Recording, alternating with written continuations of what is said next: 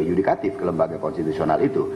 Kemudian juga ada situasi lain adalah bahwa ancaman terhadap azas jujur dan adil pemilu yang akan kita lakukan 14 Februari mendatang itu tidak bisa berlangsung dengan baik. Itu sehingga perlu kiranya ada urun rembuk terus-menerus dari, saya menyebutnya tokoh-tokoh bangsa, ya. Beliau-beliau keberatan disebut itu. Makin tua kadang-kadang makin arif gitu ya, jadi nggak mau disebut tokoh-tokoh bangsa. Mungkin karena nggak pernah tutup. Kalau tokoh kan ada buka pagi malam tutup, kira-kira itu. Jadi mereka itu kenapa mereka nggak mau disebut tokoh bangsa. Nah, pertemuan urun rembuk terus-menerus tokoh-tokoh bangsa ini sebesar dan sebanyak mungkin untuk dua hal. Yang pertama, saya mengutip kalimat Gusmus, memberikan nasihat kepada kekuasaan, kepada elite-elite politik, bahwa apa yang sudah berlangsung itu melukai perasaan kita semua.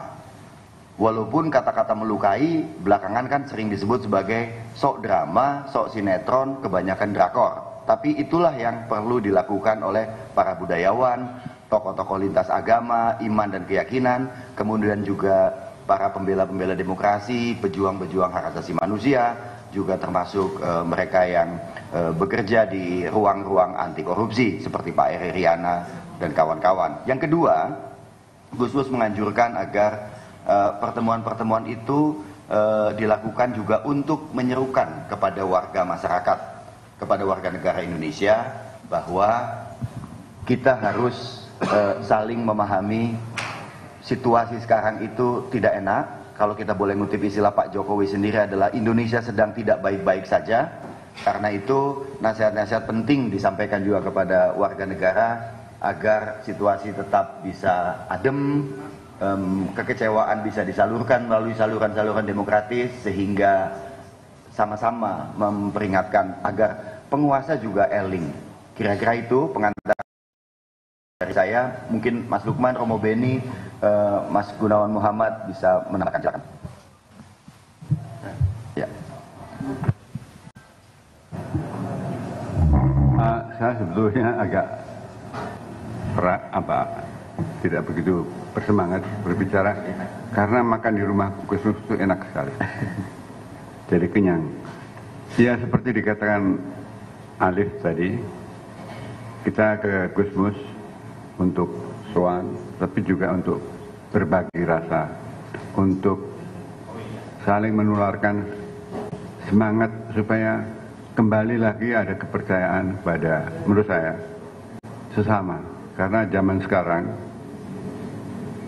itu kepercayaan pada sesama itu sangat tipis. Pertama, banyak sekali kebohongan yang juga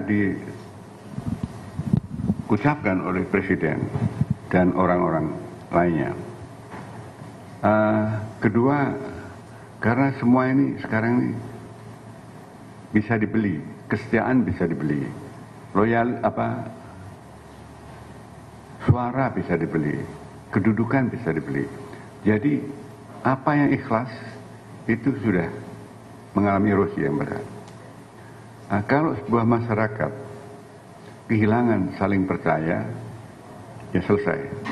Kami ingin itu tercegah, tidaknya di kalangan yang sedikit kelihatannya, tapi sebenarnya banyak pengaruhnya, sehingga bangsa ini bisa menempuh perjalanan yang lebih lama. Terutama menjelang pemilihan umum dan pemilihan presiden, yang menurut saya makin mencemaskan karena aturan bersama mulai dibongkar-bongkar, bahkan dirusak. Terjadinya skandal saya sebut di Mahkamah Konstitusi menunjukkan itu. Belum lagi nanti saya dengar pemaksaan, penutupan saluran suara dan sebagainya. Kalau itu terjadi, Pilpres yang akan datang itu bisa tegang. Mestinya ada yang menang, tapi kemenangan itu kemenangan yang kosong. Karena yang menang sebenarnya itu kalau ada legitimasi, bukan hanya legalitas. artinya diterima, masuk akal dan masuk sesuai dengan hati nurani. Ini yang mungkin tidak terjadi. Siapapun yang menang akan cacat, dan cacat kepada mereka itu akan terbawa terus sehingga politik tidak akan berlangsung dengan sehat. Kami ingin supaya itu tidak berlarat-larat. Kita tidak bisa, kami yang di sini-sini kan, apalagi saya yang paling tua, tidak akan sanggup mengatasi itu semuanya, tapi paling tidak seperti kata Gusmus, mengingatkan, menasihati. Ya, menasihati kata yang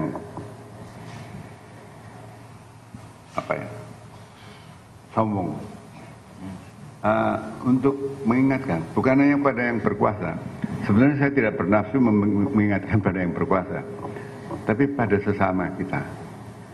Nah, ini tujuan kami datang ke Rembang, dan Gusmus tadi menganjurkan lebih diperluas lagi pertemuan begini.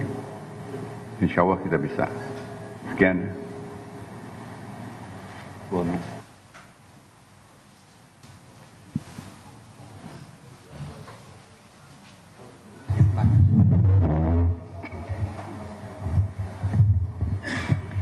Assalamualaikum warahmatullahi wabarakatuh.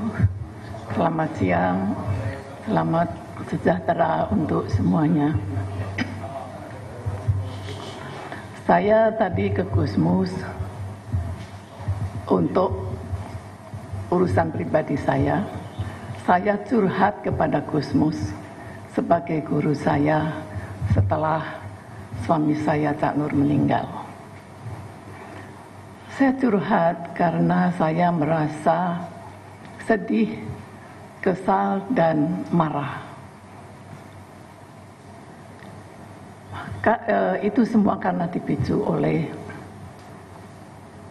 suatu kenyataan bahwa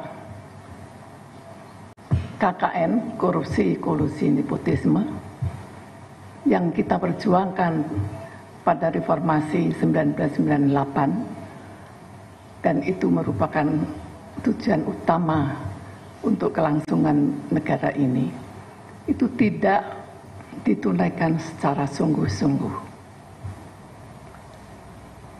KKN justru semakin menggurita dalam pelaksanaan penyelenggaraan negara. Negara, saya pikir, itu kan suatu wadah tempat pengabdian kepada rakyat untuk kemajuan rakyat. Tetapi itu semua sudah tidak ada rasanya. Justru negara malah sudah diselewengkan jauh sebagai ajang korupsi, kolusi, dan nepotisme. Sangat memprihatinkan sekali. Bahkan nepotisme kekuasaan, Anda lihat sendiri, ditunjukkan, dipertontonkan kepada kita semua secara terbuka, tanpa rasa malu dan salah sama sekali. Itu yang saya tadi menangis ke Gusmus. Bagaimana kita haji malah ngantri-ngantri, umroh selalu penuh, gereja juga penuh, ya kan, Romo? Ada apa ini? Kemana hati nurani pemimpin kita itu? Padahal melalui seminar atau webinar para tokoh-tokoh agama, para seniman, para mahasiswa, para cendekiawan, para tokoh masyarakat sudah sering mengingatkan bahayanya KKN ini untuk keberlangsungan negara yang kita cintai ini.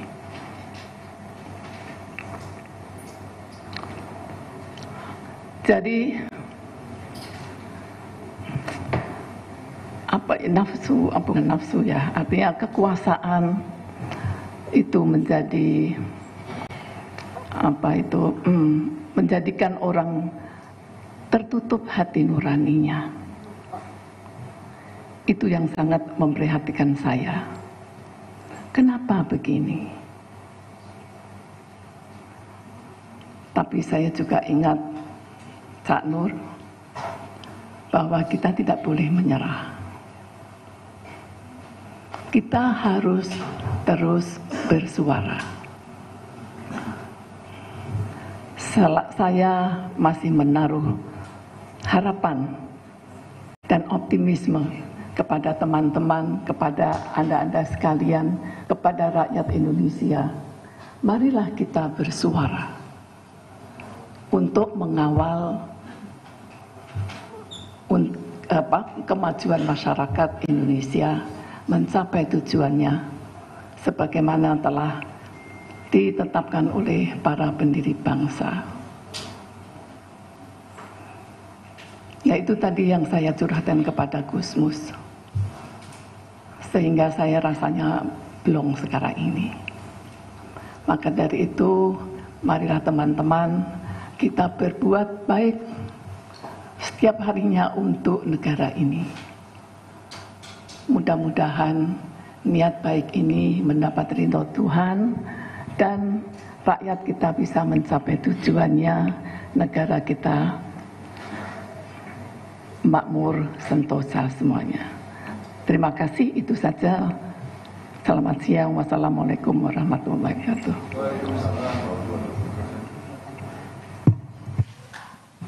Terima kasih Bu Omi Komaria Majid. Jadi judulnya mungkin kita bisa bilang seperti disampaikan oleh Mbak Omi tadi, di dalam juga tadi waktu soal nama Gusmus ada menyebut kata, kami ini wadul. Semua orang Jawa ya, atau paling tidak kenal bahasa Jawa. Wadul, ngadu kepada Gusmus. Apa yang diadukan adalah concern terhadap nurani yang tadi disebutkan oleh Mbak Omi, nurani yang terkoyak, mempertanyakan mengapa Republik ini dikelola seperti tanpa hati nurani. Bukan peraturan. Peraturan bisa dibuat, tetapi nurani yang sebetulnya kita masing-masing memiliki, ternyata itu tidak diindahkan. Mas Lukman, monggo. Ya, kenapa kami sowan silaturahim ke Gusmus? Karena kami merasa beliau adalah sosok yang memiliki kejernihan berpikir dan kedalaman rasa. Jadi kami ingin, selain silaturahim tentu sowan, kami sebenarnya ingin mengkonfirmasi apakah yang kami rasakan, apakah yang kami alami, yang kami ketahui dari beragam sumber informasi itu juga dirasakan oleh beliau. Jangan-jangan kami salah juga, itu karena tadi itu kejernihan berpikir, kedalaman rasa pada diri beliau sesuatu yang selalu menjadi teladan bagi kami. Dan setelah hampir semua kami tadi menyampaikan curhatnya gitu ya, beliau langsung mengatakan bahwa beliau merasakan hal yang sama. Jadi secara eksplisit beliau mengatakan bahwa apa yang disampaikan itu sebenarnya refleksi dari yang dirasakan oleh masyarakat kita. Jadi ini bukan pikiran elitis, bukan analisis kaum intelektual dan seterusnya, tapi ya karena beliau juga merasakan hal yang sama dan beliau memang hidup di tengah-tengah masyarakatnya, maka ini refleksi atau curhatan ini semua hakikatnya adalah apa yang terjadi di tengah-tengah kita. Oleh karenanya beliau menekankan bahwa kita harus kembali kepada nilai. Beliau mengatakan saat ini kita sedang mengalami krisis nilai, dan ini tidak hanya dialami oleh sebagian penyelenggara negara, tapi juga masyarakat secara keseluruhan. Bahkan beliau secara khusus tadi mengatakan kepada saya, boleh jadi sebagian penyelenggara negara tidak berperilaku, tidak bersikap sebagaimana yang kita harapkan, itu juga karena sebagian masyarakat kita juga mengalami krisis nilai yang sama. Oleh karenanya beliau berseru tadi, politik itu tanpa dilandasi nilai, tanpa menerapkan azas-azas kepatutan, kepantasan tanpa menggunakan etika moral, politik itu hanya sebatas alat saling berebut kuasa saja. Oleh karenanya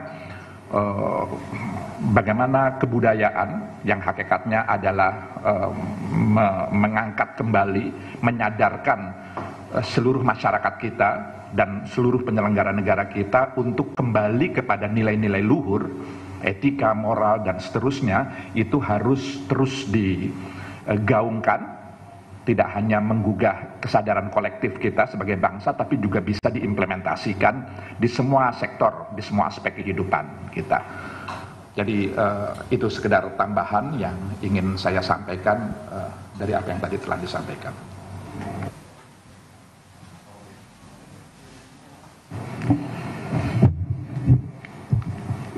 Ya, kami bersyukur karena diterima oleh guru bangsa, karena kami menemukan kejernihan sumber air kehidupan di tengah krisis nilai, di tengah moralitas publik dan etika politik yang saat ini tidak lagi dikedepankan.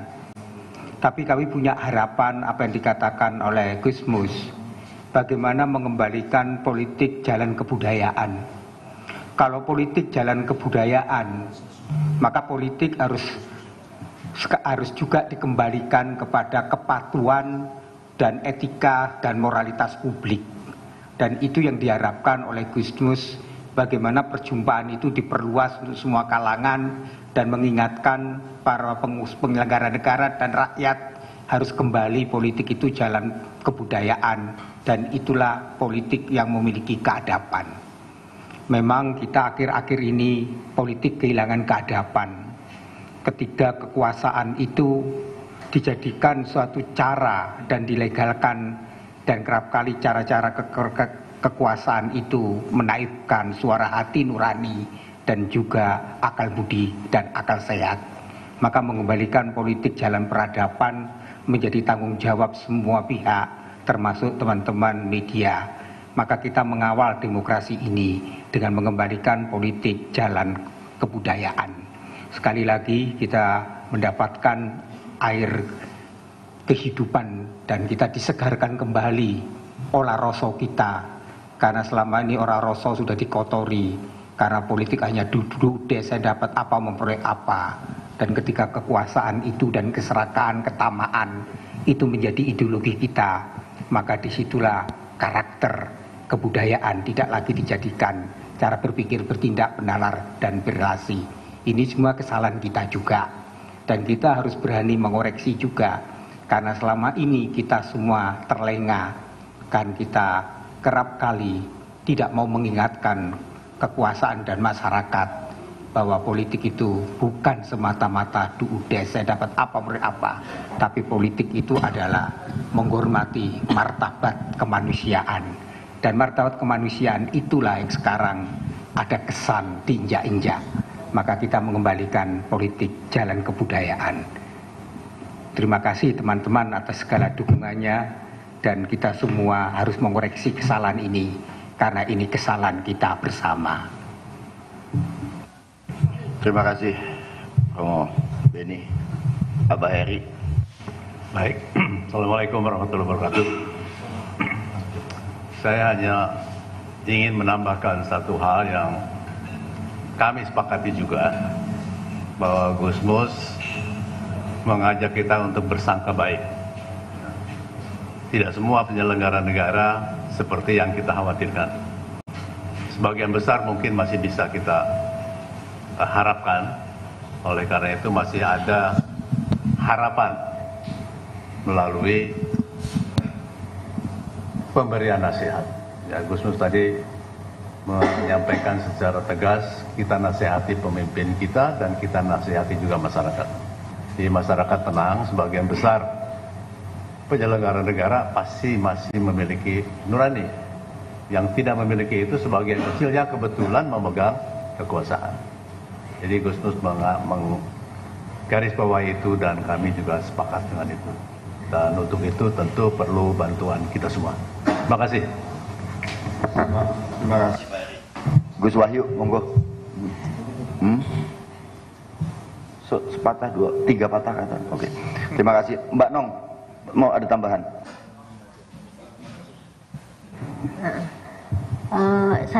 Saya tidak akan menambahkan hasil sowan kepada Abah Gusmus karena sudah disampaikan semuanya.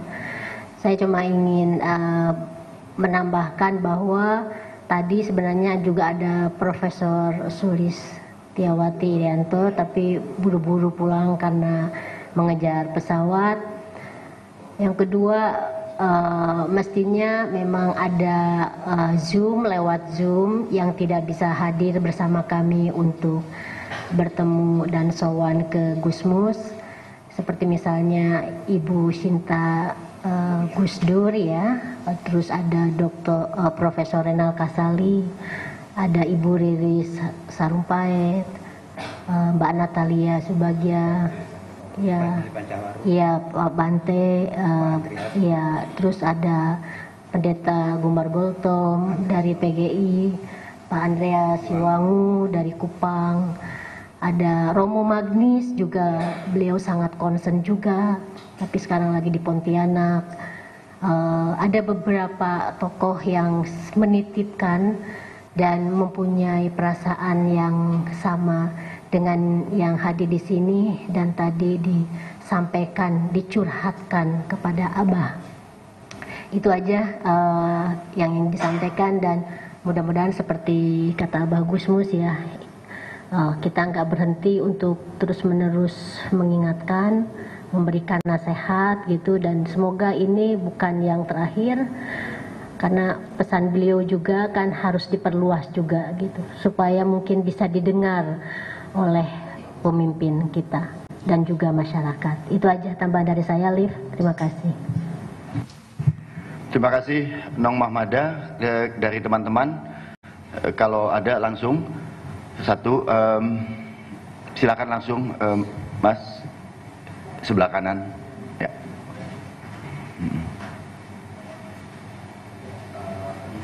Para pembahasan saya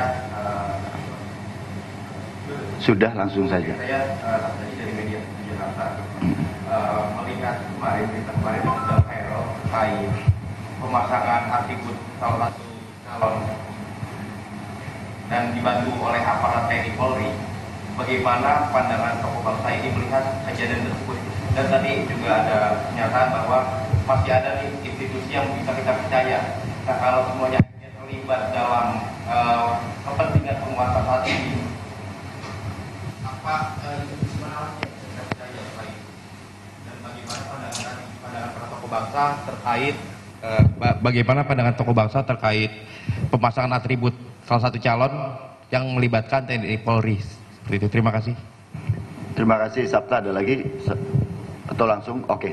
Depannya. Perkenalkan, saya Fahri dari Jawa Pos Radar Kudus. Izin minta mengkonfirmasi tadi sebelum acara ini ada beredar pamflet dengan nama Majelis Permusyawaratan Rembang. Mungkin bisa dijelaskan. Terima kasih. Selain Sabta sama Fahri, cukup ya. Oke, Mas Sabta nanti bisa dijelaskan oleh Pak Lukman, tapi isu yang spesifik mengenai pemasangan, spanduk dan sebagainya itu memang belum disikapi secara, maksudnya kita belum menyikapinya, tapi harus ada kewaspadaan bahwa penggunaan aparatur negara itu akan membawa pemilu 14 Februari mendatang tidak bisa dipercaya publik sebagai satu pemilu yang jurdil. Itu yang digarisbawahi. Mas Lukman, ada tambahan? Ya, jadi pertama perlu dikonfirmasi terlebih dahulu informasi itu, apakah betul itu dilakukan oleh aparat negara. Gitu. Yang kedua, andai pun terkonfirmasi bahwa itu dilakukan oleh aparat negara, kami masih penuh berharap bahwa itu bukan merupakan kebijakan institusional. Jadi kami masih percaya betul bahwa TNI Polri tetap berpegang pada undang-undang, bahwa netralitas dari kedua alat negara itu adalah sesuatu yang niscaya, Yang tidak bisa tidak, ya harus menjadi kewajiban yang harus ditunaikan. Andai pun ada seperti yang diinformasikan, yang diberitakan seperti itu, kami berharap mudah-mudahan itu hanya tindakan oknum semata, bukan merupakan kebijakan resmi dari institusi TNI Polri. Mudah-mudahan seperti itu. Iya, Bung Fahri, jadi pertemuan tadi adalah pertemuan pertama, gitu ya.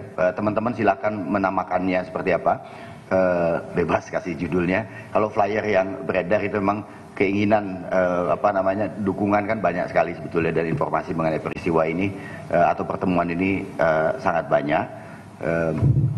Karena itu tentu ada keinginan untuk memberi judul yang flyer diterima itu namanya keren kan sebetulnya kan ya, Majelis Permusyawaratan Rembang gitu ya kan, MPR akhirnya gitu. Jadi MPR juga bisa kita sebut kelak sebagai Majelis Penasehat Republik. Tapi pesan Gusmus adalah yang paling pertama tadi saya sampaikan adalah ini diperluas. Majelis-majelis ini gitu ya. Ini kan majelis ya. Betul kan Gus Wahyu ya? Istilahnya kan majelis pertemuannya. Menjadi taklim atau tidak taklim kan itu urusan berikutnya. Diperluas, diperbesar sebagai satu forum untuk memperingatkan kepada kita semua, terutama kepada mereka yang berkuasa, dan kita semua adalah juga warga yang berhak untuk menyampaikan suaranya. Tadi Bu Omi juga menggarisbawahi menyampaikan apa nuraninya. Nah, ini harus diperluas seluas mungkin. Tidak hanya teman-teman yang ada di Indonesia, tapi juga warga negara Indonesia yang ada di luar negeri, yang sedang bekerja, yang sedang studi. Jadi ini semacam, kalau bahasa saya, ya, Gusmus boleh menyebut nasihat karena beliau orang tua. Mas Gun juga sebagai orang tua. Kalau saya kan tentu tidak berhak untuk menasihati. Jadi kaum muda bisa bilang kami menyerukan, gitu. Mas Gun dengan rendah hati juga bilang kalau menasihati mungkin agak sombong. Tapi sebetulnya sebagai orang tua, ia berhak untuk jewer ya, gitu kan, atau cengkiwing gitu loh, gitu. Jadi itu penjelasannya Mas Fahri. Teman-teman yang lain? Baik, apabila demikian terima kasih teman-teman. Sabta nanti bisa yang berikutnya ya. Terima kasih atas kehadiran teman-teman sekalian. Ini satu ikhtiar kita bersama. Tidak hanya yang ada di sini dan nama-nama yang disebutkan oleh Nong Mahmada tadi, tapi juga saya kira juga dari teman-teman media yang paling punya potensi untuk hidup tidak enak apabila kebebasan bersuara, kebebasan menyampaikan pendapat di Republik ini dibatasi. Media adalah pihak paling pertama yang akan terancam, karena media adalah penjaga demokrasi itu sendiri. Mereka yang kita amanatkan untuk memelihara demokrasi, yaitu lembaga-lembaga yang ada, eksekutif, yudikatif, dan legislatif, celakanya hari ini adalah menjadi lembaga yang justru mengancam demokrasi. Karena itu ini kerja kita bersama. Terima kasih, selamat sore teman-teman.